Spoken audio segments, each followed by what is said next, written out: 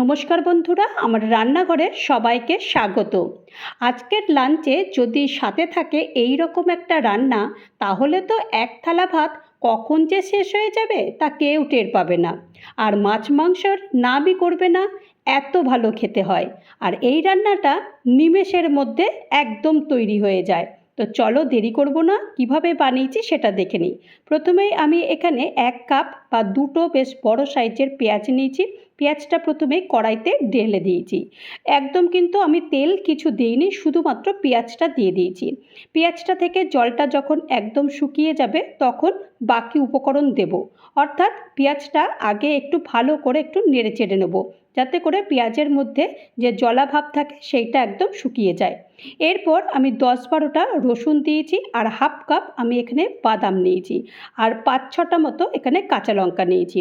কাঁচা লঙ্কার পরিমাণটা তোমরা তোমাদের স্বাদ অনুযায়ী দিও। তোমরা যদি এর থেকে বেশি ঝাল খেতে চাও তাহলে এর থেকে বেশি কাঁচা লঙ্কা দিতে পারো। আর যদি ভাবো যে শুকনো লঙ্কা দেবো, শুকনো লঙ্কাও দিতে পারো। আমি এখানে শুধু কাঁচা লঙ্কাটাই ইউজ করেছি। খানিকটা নেড়ে চেড়ে দেওয়ার পরে তারপরে 1 চামচ আমি এখানে কালো জিরে দিয়ে দিয়েছি। কালো জিরেটা অবশ্যই দিতে হবে, কালো জিরেটা না দিলে কিন্তু একদম ভালো টেস্ট আসবে না। তো এগুলো এখন সব ভালো করে একটু হালকা বেশ ভেজে নেব, মানে তেল ছাড়া ভাজা। এই রকমভাবে বেশ ভালো করে এই 5 থেকে 10 মিনিট মতো এটা ভেজে নিয়েছি, যাতে করে যে এই রসুনের মধ্যে বা পেঁয়াজের মধ্যে কাঁচা লঙ্কার মধ্যে যে একটু জলাভাব থাকে সেটা একদম যেন শুকনো হয়ে যায়। দেখো এখন অনেকটা বেশ শুকনো হয়ে গেছে। এখন এটাকে একটা মিক্সিং জার নিয়ে নিয়েছি। মিক্সিং জারের মধ্যে এগুলো নিয়ে নেব, নিয়ে তারপরে এটাকে পেস্ট করে নেব। চেষ্টা করবে জল ছাড়া পেস্ট করতে। আর যদি তোমাদের খুবই অসুবিধা হয় যে জল ছাড়া পারছো না, তাহলে সামান্য একটু জল দিও। আর তোমরা এটা কিন্তু পারলে তোমরা শিলেও বাটতে পারো। এখন আমি 1 বাটি মতো ধনেপাতা নিয়েছি, ধনেপাতাটাও এর সঙ্গে পেস্ট করে নেব। পেস্ট করে নিয়েছি। দেখো একদম কিন্তু পুরো টাইট হয়েছে, আমি কিন্তু একটুও জল দিইনি। তবে ওই যে আগে বললাম, যদি তোমাদের একটু জলের পরিমাণ মনে হয় দেবো তাহলে দিতে পারো। এখানে আমি 3 চামচ মতো সর্ষের তেল দিয়েছি। তেলটা একটু বেশি দিলে খেতে খারাপ লাগে না, ভালোই লাগে। হাফ চামচ কালো জিরে দিয়েছি, আর 2টো শুকনো লঙ্কা দিয়েছি। দিয়ে তারপরে যে পেস্টটা করে রেখেছিলাম সেই পেস্টটা পুরোটাই দিয়ে দেবো। পেস্টটা দিয়ে দেওয়ার পরে তারপরে এটাকে ভালো করে নাড়তে থাকবো, একদম তেলের সঙ্গে যেন এই পেস্টটা পুরোটাই একদম মিশে যায়। আর এই রান্নাটা বানাতে একদমই সময় লাগে না, খুবই তাড়াতাড়ি হয়ে যায়। আর যে কোনো ভর্তাই অবশ্য খুব তাড়াতাড়ি হয়ে যায়, কিন্তু খেতে অসম্ভব সুন্দর লাগে।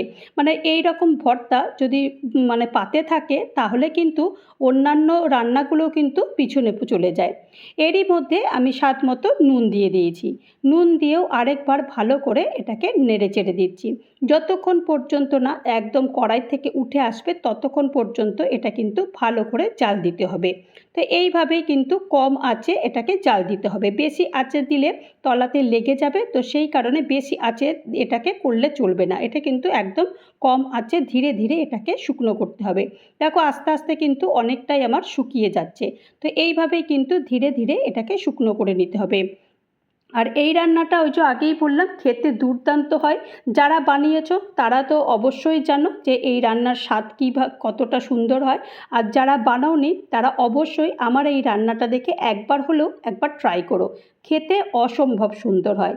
যে মানে এই ভর্তা খায় না সেও এই ভর্তা খাওয়ার পর বলবে যে আমাকে আর একটু দাও। খেতে দুর্দান্ত লাগে, বারবারই বলছি, দুর্দান্ত লাগে খেতে।